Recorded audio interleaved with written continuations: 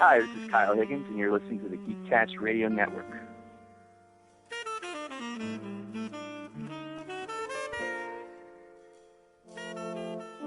Welcome to The Pull Bag.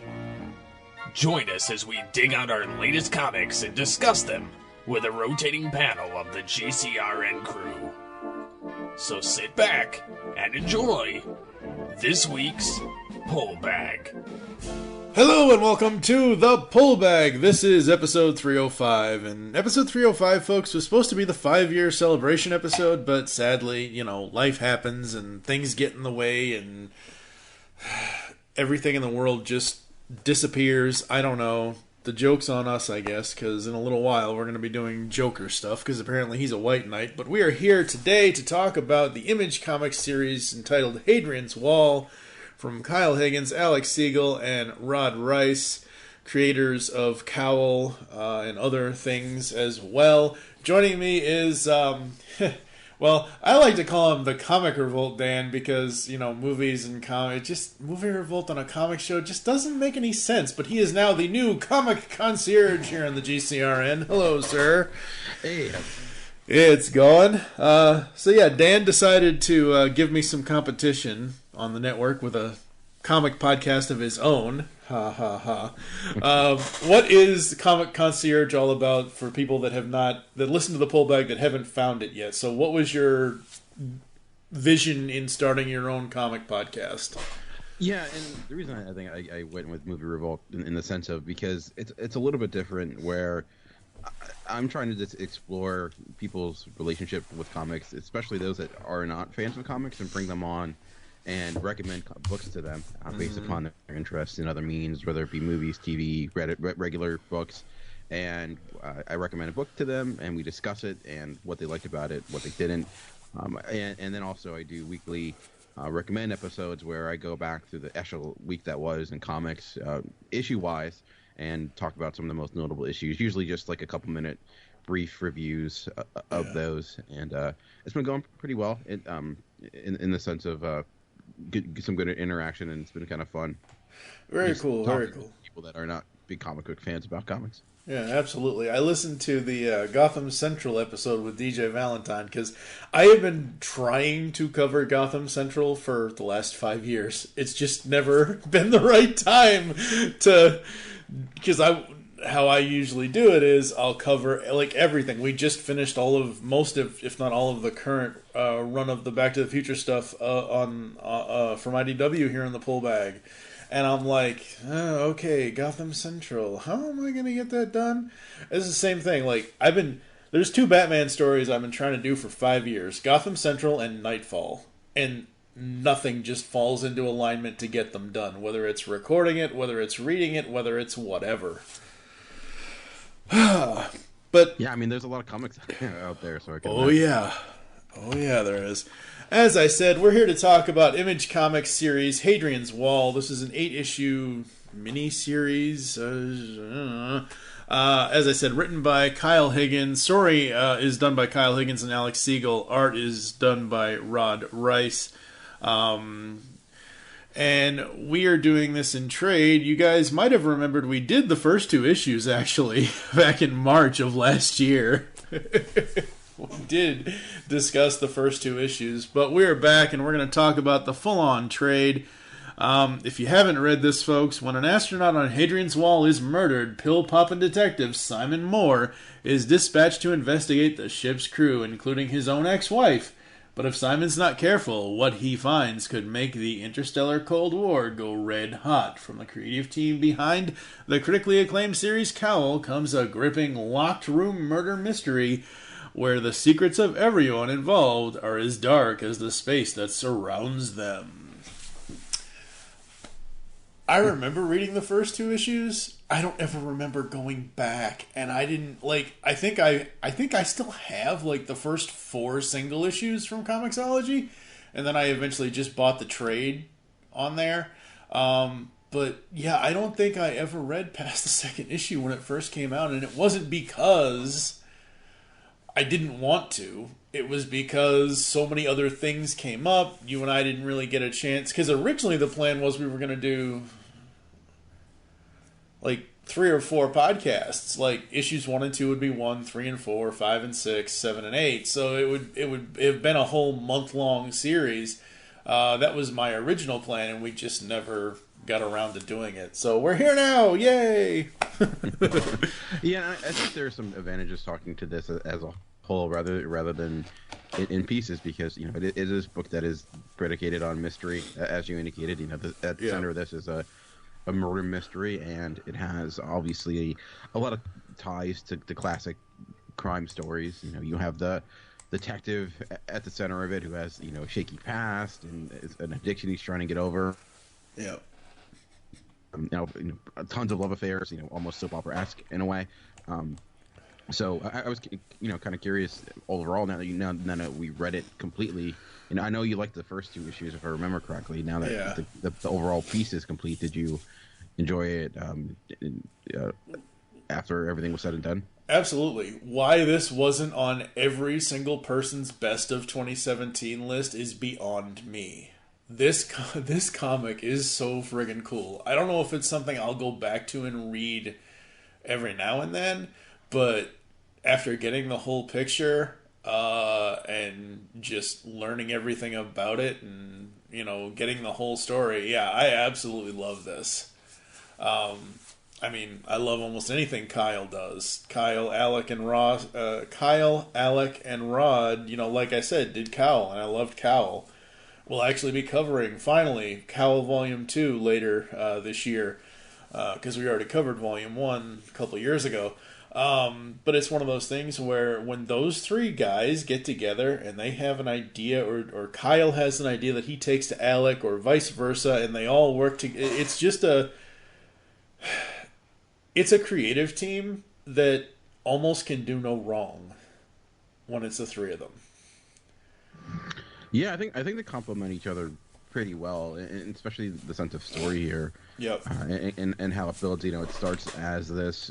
You think it's centered on a murder mystery, but it certainly evolves from that, and the stakes progressively get higher and higher to the point where you're nearing like world-ending stakes by the end, which you don't necessarily expect from a story that's really just about this guy investigating the murder of the person who previously shot him. But I thought they did a really good job of like establishing this concept, and just there's a lot of history within this book, but they avoid just filling it with a lot of exposition, mostly relying more so on flashbacks. I thought that was effective, and we kind of got tidbits here and there.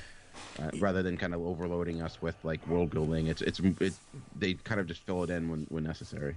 Yeah, it's one of those things where the plot of the story, like I said in the description, it's basically a locked room murder mystery. It's kind of like those escape room things that are out in the world now. Like, hey, come to our place and do this mystery thing and try to escape within this amount of time limit or whatever. I've never done one of those, but I know that they're around places. It's kind of like that.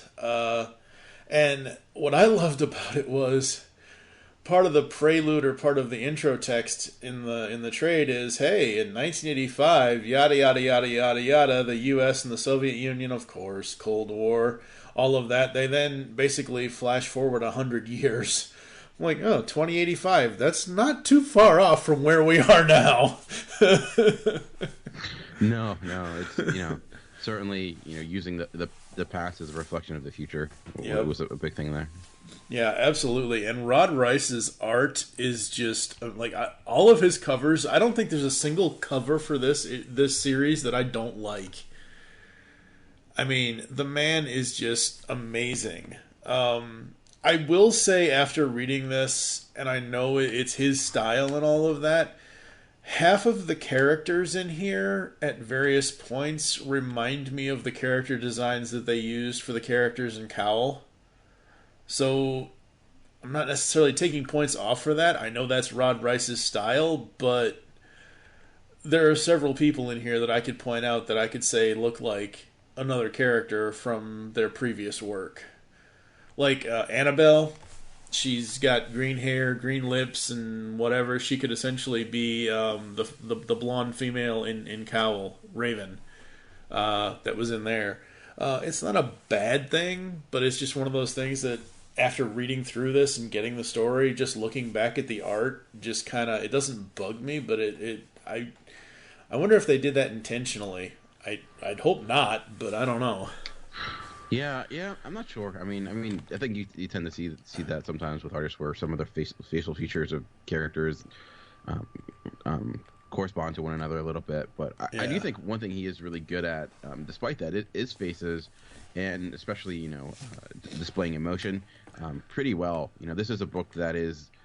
A lot of it is just simply based upon dialogue. A lot of interview sequences, a lot of conversation happening. Yeah. And much of that is for the feelings to really kind of portray, because obviously what they're saying and what they're feeling tend to are often the opposite of one another. He really conveys that, I think, effectively through his facial acting really well. And I think also the coloring in this is really effective. The majority of it has this bluish tint to it. There's like this coldness to it.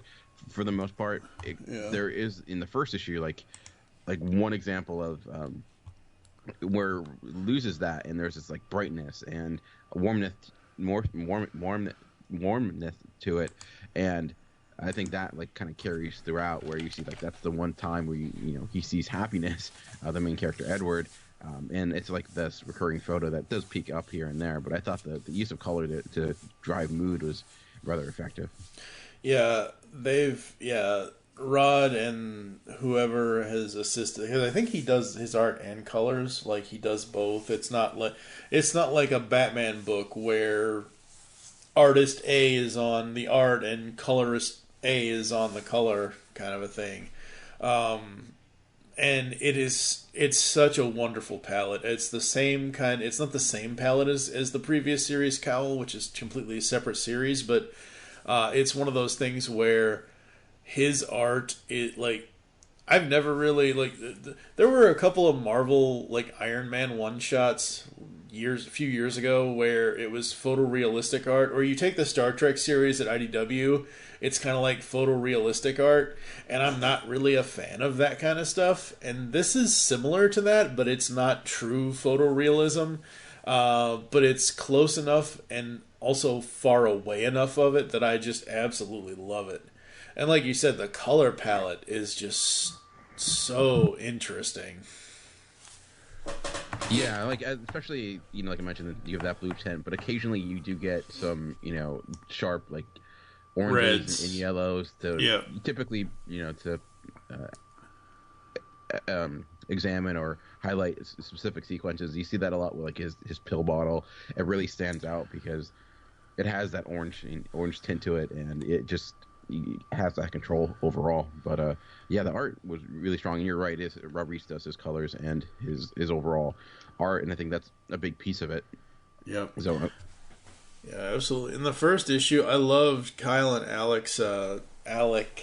I love their humor and style. Like when Simon is talking to the cashier, the pharmacist, and I'm like, just give him the right amount. But sir, the cash register says count, dude. It's like, just do the math. Like, really? Wow. I love their style of writing. Yeah, I mean, he does have like a kind of a dark sense of humor to him, especially considering everything that happens. Yep. Yeah. She's like, F you, and he's like, well, can't really do that if you're offering because of, so it's certainly, he's got a little bit of a snark to him. Oh, yeah.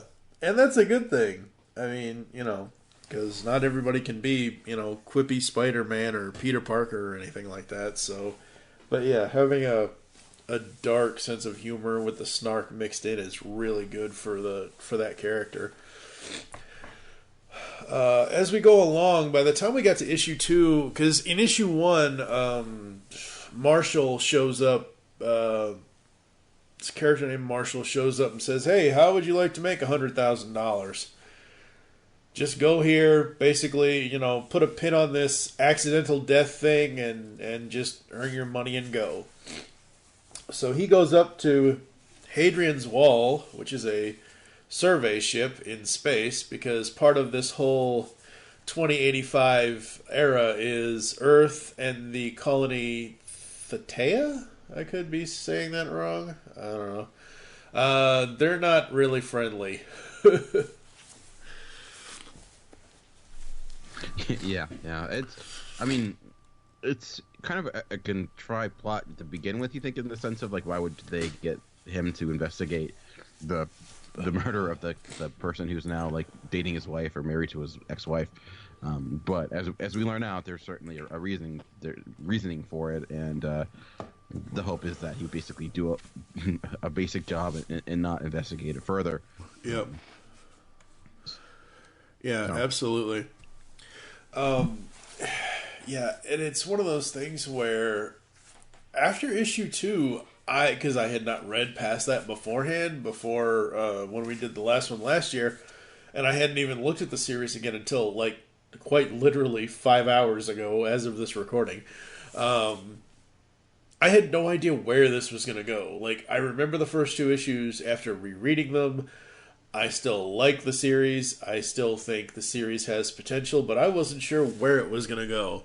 And when I got to issue 3, the first thing I had to write down for my notes was, I love the cover of issue 3. The cover of issue 3 is Simon with his pills on the floor and all of the other cast members in kind of like this half-face thing. It's all the characters, but they're in one giant collage of faces. I just absolutely love that cover. Let's see, what else? So as the story progresses, Simon basically gets to the point where he has shown that the medicine cabinets have like a hidden backing to them on the ship or whatever, and the supposed drug that was used on Edward, who was the guy that was killed, was in his ex-wife's medicine cabinet. Oh boy. Yeah, and I think it does a good job of just like providing you, the second issue, for example, is all viewing people, and everyone has an ounce of suspicion for one reason or another. Yep. And even with this reveal, it's like, okay, but what does that necessarily mean? Is that really hers? Is it a setup? Because obviously, usually, if it's pointing the figure heavily at someone, in these stories, usually that means that there's more to it than you think. But I thought it was good how it kind of dribbed and drabbed, like, the answers to the overall mystery. Yeah, that's the good thing about this series is the first issue we have the introduction to Simon and his life and what his life is and what his life could potentially be with Marshall's offer. The second issue is basically introducing us, the readers, to the crew of the ship with the initial interviews, the preliminary interviews, and then the third issue is pretty much, getting Simon further into the investigation. The third and fourth issue are kind of like that, because by the end of the third issue, one of the other people on the ship discover that Simon at one point was accused of planting evidence. That was one of those very dun dun dun moments for me. I'm like, oh really? Come on. Yeah, and I think with that too, like you have that there, and then you, in the sense of, I think we're led to believe in the story that he didn't do it, but knowing that, okay, that's just going to bring in doubt after this revelation. So like he's kind of fighting this losing battle where I think we're always on Edward's side. At least I think the story is, for the most part. I mean, it's very critical of him, obviously, but it seems like we're never led to believe that. Right. He's not trustworthy. He may be kind of a jerk, but I did find it intriguing that like it seems to always be on his side, or we're never kind of led to doubt him, even with this evidence. Yeah. But as we go along, Edward's not the best guy in the world. He's not, we all have flaws, folks. And basically, what I love about it is it's essentially a reversal of the two main... Okay, so Simon and Edward, I guess you could argue, are the main male characters, for the most part. You could also argue that, like, the ship's captain or something like that is another main character. But, like, the two main, I guess, protagonists are Simon and Edward. As we go through the story, basically Annabelle, just wasn't there anymore for Simon, and she wanted to leave, and basically Edward then turns around and does the same thing to her. I'm like, oh my god, the emotion in this of basically, having done to him what she did and then having it done to her is a reversal of fortune. Holy crap. Yeah, I mean, it's certainly like I said, there is like a soap opera-esque quality to it, but not, I don't mean that in like a pejorative sense, in the sense that it's a negative, but there is, right. It is emotion. The center of it, with all this murder going on, this mystery, these intergalactic battles, but still at the heart of the story, it's ultimately, this relationship and this man who is like, can't get out of his own way in a way. Like, we see what he does to drive people away, his own wife, and then why he can't let her go. So, yeah. Part of issue 4, what I love is, and as I've said this with Rod's art, it kind of got gritty in issue 4. Like, the grittiness of it was really, really cool. Because the story ended up going a lot darker than I thought it was going to, and the art obviously has to reflect that. And I didn't think he was going to keep up the shiny kind of art, but I love the change. And there are times when I'm reading a comic that I don't love that kind of art change, but in this it worked well. Yeah, and as we mentioned, like that blue tint that we saw is kind of gone, and a lot more shadows, a lot more darkness to it. And as you mentioned, there is a shift in the overall. The art style, I think, pretty much just is the same. I think just the coloring is, I think, greatly altered. Yeah. And right when we opened from that issue, and like I mentioned, it's a lot of shadows, a lot of figures that are hidden. As oddly as we're learning about many of these secrets. Yep, absolutely. As we get to more of this story, in issue 5, we have the rebels boarding the ship. We have, you mentioned earlier about how it goes between the present and the past with the flashbacks. And there are times where I've gone back and I've read comics and I hate when flashbacks happen. But this, though, is very fluid. It's very natural. It doesn't feel like it's out of place because it's giving you backstory on Simon's life previously to where he is now. Yeah, and I think it's, like you said, the structure is helpful because a lot of the flashbacks are either placed in transition a great deal. Like it's like before each book tends to open with like a cold open before we get to the title page, so it makes it a little bit easier. But I think also like I mentioned, the change in art style or the coloring, it makes it a little bit easier to understand that where we are in the story, and how it relates. And it's really as indicated, like we get a little bit of the plot, but really it's just giving us more understanding of that relationship. So unlike a typical flashback, which is all about like revealing plot details, it's plot details, but like I said, it's more so information of we finding some of the answers of like why did he get shot by Edward, Edward, like why did he get shot, like why did they leave each other. And it was peppered throughout enough that it was never overwhelming. You only usually got a page or two of it, so it wasn't there for very long, which I think was effective.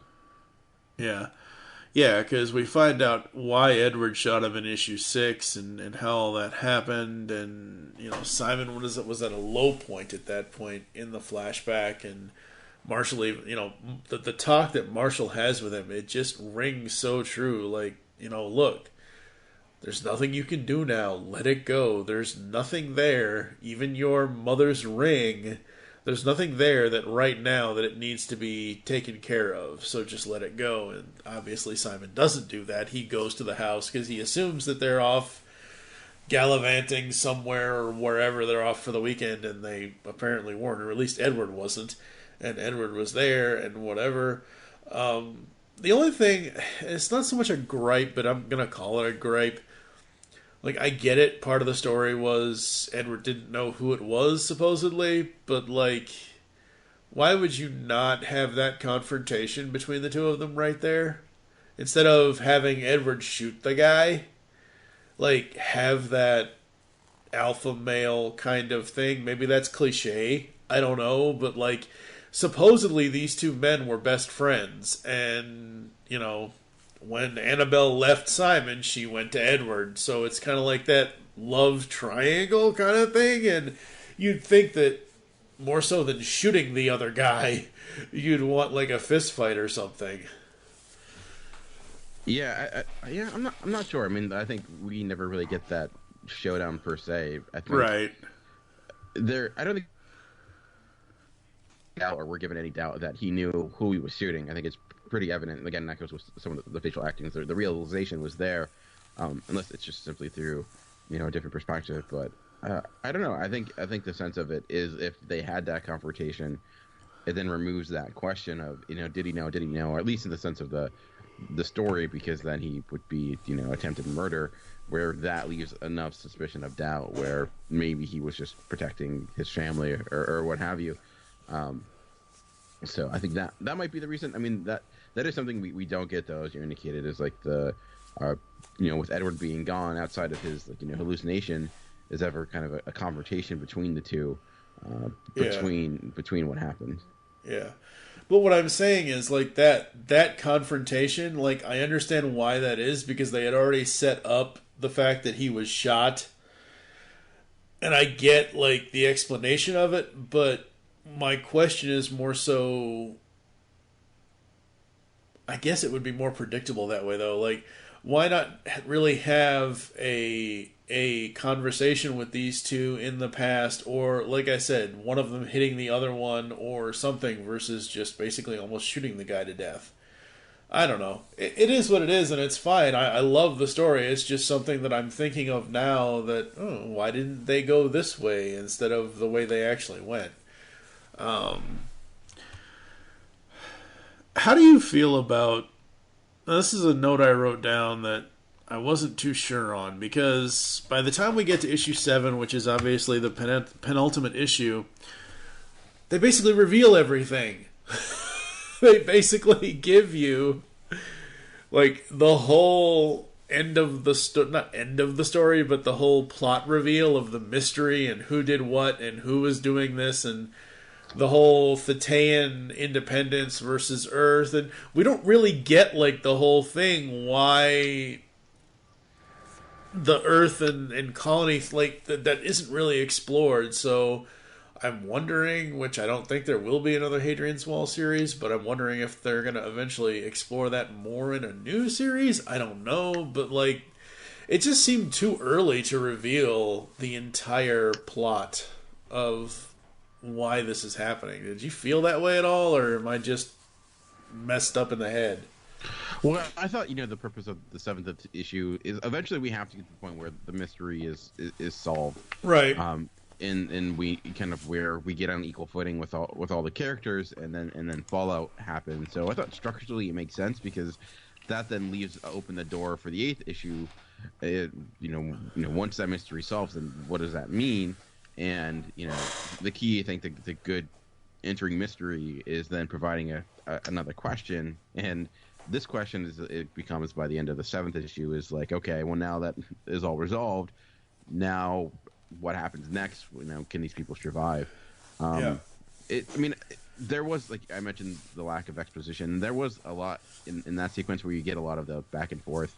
I did think that the one piece that really wasn't set up enough, I think, was the confrontation, or the stakes that were going between, like, the colonies and the Earth. Mm-hmm. Like that was in the background a lot, and it had me thinking a lot of, I don't know if you've ever read the Expanse books or watched the TV show.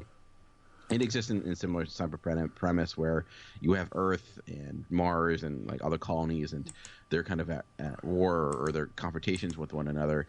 And I just thought with this, like, that wasn't, I think, established enough to really make that reasoning behind it as strong as it could have been.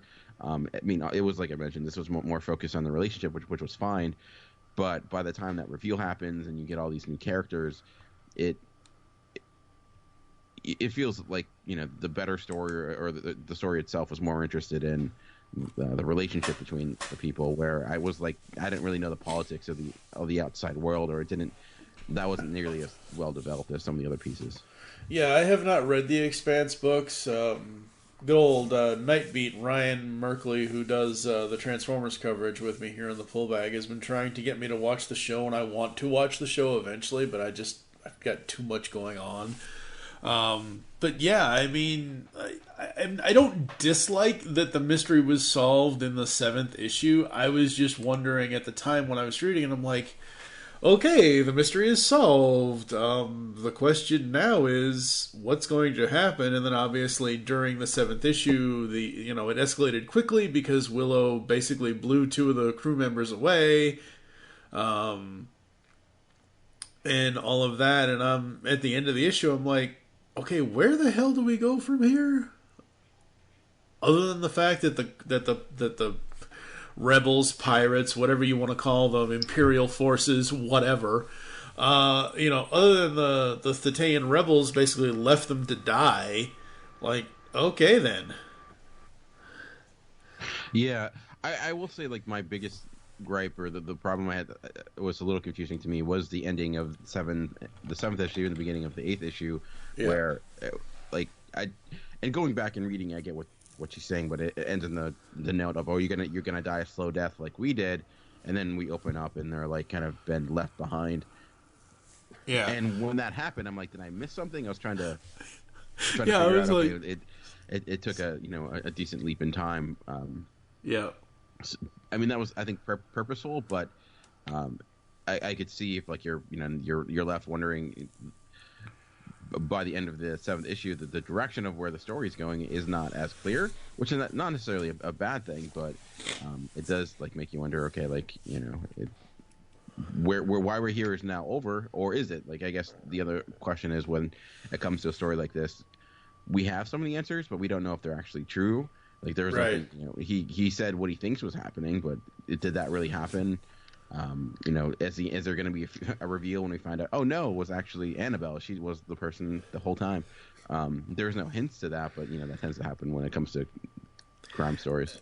And they did a very good job of Simon and as the character, and obviously Kyle and Alec doing the writing. They did a very good job of basically showing that she was not she knew of certain parts, but she didn't know everything.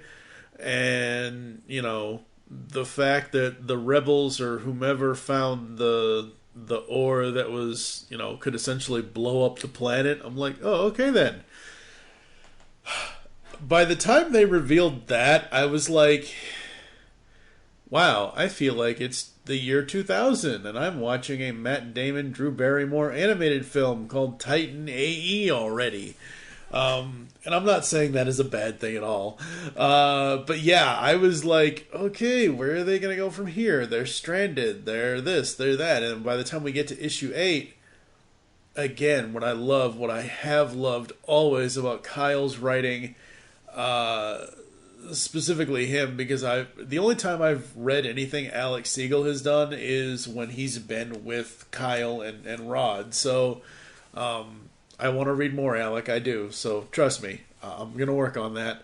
But with Kyle's writing, ever since I found him on New 52's Nightwing, when he talks about issues, whether it's with a person, whether it's with a situation, whether it's a life situation, whatever it is, it's tackled so well. And the two of them write this 8th issue like they basically took no time to do so. I'm sure they took the time to do it, but what I mean by this is it didn't take them 6 months to form the idea of how this book was going to end, because of the fact that with its ending, each of the crew members makes their own decision, and by the end, Simon and Annabelle kind of make up, and they kind of accept their own fate.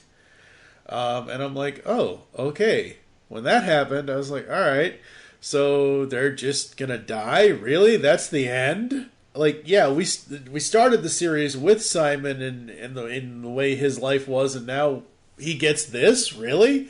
That's a big screw-off. And then, what I love is the parting shots of the ship as it fades out, like the zoom out panels, because I read this on Comixology guided view, because I just do that, and it's one of those things where panel by panel, as the ship slowly fades away into space, I'm like, oh man, they're just gonna die. And then obviously obviously the ship comes in, saves them, yada yada yada. I don't know, man. This series has it has everything that you could want in a comic. It really does. In a comic of this type, it's just so good. Yeah, it was good because obviously had to get to the point where you had these two individuals that were at each other's throats, hated each other to the point of like what could lead them to reconcile with one another, and I guess facing the actual death was the one thing that could get them to that point, going through this trials and tribulations. And it was like it's the idea of probably having to hit rock bottom in a way to finally find a way out. And we definitely see with our main character where it seems by the end of it, like he just seems more he isn't have that pill bottle that he's relying on. He almost has a cleaner look to him, in the sense of like there is the dread, and just like we see him go through all this anguish, like even like his facial hair changes, when he's like at one of his lowest points, he's got this like disheveled beard on and everything. But I thought it was a pretty poetic ending. As I mentioned, like in the first issue, we have that glimpse of them when they are actually happy with one another, and it ends with him finally deleting that one photo, in the sense of he's able to finally let go and move on.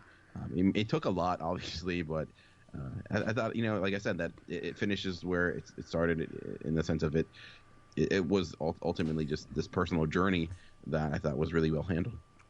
Yeah. This is a personal journey that from beginning to end has everything from Simon being the main character for the most part, and all of the characters that surround him. Like that whole end scene in issue 8 of each of the crew members deciding what they're going to do or whatever. Like 2 of them decided to take whatever syringe. The other one said, oh, we're just going to do this or we're just going to do that. And so that way you guys can have more time, and just people making their own choices and being at peace with those choices and the situation, because they didn't know they were going to get rescued. Like I said before, okay, we're getting to the point where everybody's going to die, I guess. Yeah. That's one way to end the series. I thought that, honestly, at first. I'm like, I could see them doing that, because it's an odd way to end it. Even if they we don't get that tidbit at the end, I think there was enough closure there. But it certainly is a little bit more upbeat of a way to end it than like everyone dies. But yeah. Yep. Absolutely. Hadrian's Wall. It's a series that I really dig. It's something different. It's not a superhero book. It's not this. It's not that. It's not a licensed property. It's a creator-owned series, and I've read a lot of creator-owned series lately in the last 2 or 3 years, and it's a damn good one. Anyone's into sci-fi or murder mysteries or space travel or any of that kind of stuff, seriously, folks, pick this up. It is a damn fine book. Yeah, I mean, I think ultimately, even though it like exists in the science fiction world, it's very light sci-fi, where that's it takes place on the spaceship, but I don't know, it's like kind of how Alien, the movie Alien, the first one, is a horror film that takes place in a sci-fi setting. This is really like a drama crime mystery that takes place on a spaceship, so that isolated setting I think helps amp the tension. But I think what it's really more, it's not really talking about like the technology behind everything, it's more the people behind it. Right, absolutely. All right, on the GCRN Universal Rating Scale, 0 to 5 stars, you can use half points. What would you give Hadrian's Wall? Yeah, I give it a solid 4.5 out of 5. Like I said, I had little gripes there and there that we talked about, but yeah, I think it's really solid throughout. And it's like you mentioned, it's a good creative team that complement each other well. So yeah, absolutely. I'm also going to give it a 4.5 out of 5 as well. Absolutely love it. Can't wait to see what these three guys do again next time that they collaborate together. As most people will know, if you're a fan on Facebook or if you follow the Pullbag on Twitter, Kyle Higgins' dream, two of his dreams have come true in the last 5 years. At least the last 5 years ago coming up was when we first interviewed him here in the Pullbag. It was our very first interview. And he was in the middle of writing Nightwing, New 52 Nightwing for DC Comics. So he had that dream come true because he's a huge Nightwing fan. In that interview, he told me one of his dream jobs would be for writing a Power Rangers comic. Well, he's now doing that at Boom Studios, and oh my god, Shattered Grid. Holy crap. I don't think I can survive it. Oh my god. I just don't think I can survive it. Because I spent, in 4 days, I read every... It's so good. In 4 days, in almost less than a week, I read all 4 of the volume trades that were released to catch up, and then I bought issues 17 to, at this point, 26, because 26, as of this recording, just came out. And I read it all, like, in that time frame. Like, I just read issue 26 this morning, because it just came out, and oh my god, like I said, over on the IDW TMNT coverage with Joe Reed a couple of years ago, I said that the IDW Turtles books are a love letter to the entire TMNT fandom, franchise, all of that. What Kyle has done with the Power Rangers books at Boom, it's the same thing. It's a love letter to any and all Power Rangers fans. Whether you're like me and have been a fan since '93, or whether you jumped on to any other series. Oh god, it's so good. What do you got coming up on Comic Concierge, sir? I'm not sure when this is coming out, but I'm guessing by the time this is out, I had just recently spoke with Mark Russell, who was another interview I did. He was the writer of the recent Flintstones comic. He's doing the current Snagglepuss Extra Stage Left comic, and an upcoming Judge Dredd series for IDW, speaking of IDW. And also some other series that we're looking into. I will be actually speaking with a fellow Cinema Geek about the Dan Slott and Mike Allred Silver Surfer run, and also continuing talking with Matt from Simplistic Reviews of Howard County. We talked about Volume 1, and we're going to keep that going and talk about Volume 2 very shortly. Cool. Awesome. Coming up here on the Pullbag, it's episode 306 that's coming next, and it's going to be our Free Comic Book Day edition, because Free Comic Book Day is fastly approaching, folks. It really is. Free Comic Book Day this year is... when is it? May 5th, 2018. The first weekend of May. It's always a few weeks. Yeah, I know it's the first Saturday in May. I just wasn't sure of the actual date, because it changes every year, obviously. It's not May 5th every year or May 7th, so yeah. On the freecomicbookday.com website, they've got the listing of books that are coming out. And at first, when I first looked at this about, 3 or 4 weeks ago, I was like, wow, really? There's only one title I really want. And now looking at it again, there are several that have piqued my interest. I'll get the DC Superhero Girls one, kind of, because I kind of covered that last year. Obviously the Power Rangers one, because I think that ties into Shattered Grid. Transformers Unicron starts there, because they're finally, after 12 years, they're finally bringing Unicron into the IDW Transformers universe. Do you have any that you're looking forward to picking up? Anything that you're going to pick up maybe for your son or anything like that? I haven't really looked at the list all that much. I usually tend to pick up what Valiant's doing. And you mentioned the Power Ranger stuff. And I'm not the hugest Power Rangers fan, but I've actually been enjoying the comic a bunch, so I'll probably check that out as well. Yeah. Because I think that's... Shattered Grid goes from issue 25 to 30 of the main ongoing. It also is going to have a one-shot, and I think the Free Comic Book Day issues, so there's basically 7 issues of it. So, yeah, absolutely. Yeah, I'm just I'm just now looking into Exit Stage Left. So who knows? Maybe that'll be covered on the show at some point. It's great. It's a lot of fun. Like the Flintstones in Exit Stage Left are a lot of fun. It's very different in the sense of it's how to like in that Snagglepuss is like a 1950s like Tennessee Williams scream writer. Right. So it's a lot of fun though. It's kind of depressing at the same time, oddly enough. Fun and depressing. That's not a good combination, man. Well, like he's a closeted homosexual during the 1950s, so it's not the most ideal time. And then you have the Red Scare going on, so there's a lot to it. So yeah, folks, we're going to do Free Comic Book Day in May. That might be the only episode in May. I'm not sure. And then after that, episode 307, Dan is going to return to...